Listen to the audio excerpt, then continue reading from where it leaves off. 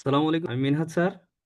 আজকে থেকে আমরা এসএসসি রসায়নের প্রতিটি অধ্যায় সহজ ভাষায় বোঝার উপযোগী করে আমরা একসাথে শিখবো ইনশাআল্লাহ। তাহলে চলো শুরু করি আজকের ক্লাস। আজকের ক্লাস টপিক হচ্ছে এসএসসি রসায়নের প্রথম অধ্যায় রসায়নের ধারণা সম্পর্কে। এই অধ্যায়ের গুরুত্বপূর্ণ কিছু টপিক নিয়ে আজকে আলোচনা করব।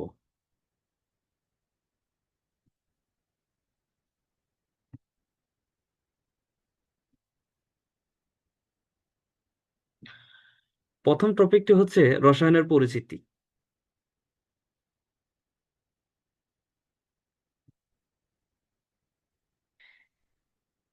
এই পার্টের একটি গুরুত্বপূর্ণ কোশ্চেন হচ্ছে রসায়ন কি। রসায়ন হচ্ছে বিজ্ঞানের যে শাখায় মৌল বা মৌলিক পদার্থের সমন্বয়ে গঠিত যৌগ বা যৌগিক পদার্থের সংযুক্তি, গঠন প্রকৃতি, ধর্ম, ব্যবহার ইত্যাদি এবং বস্তু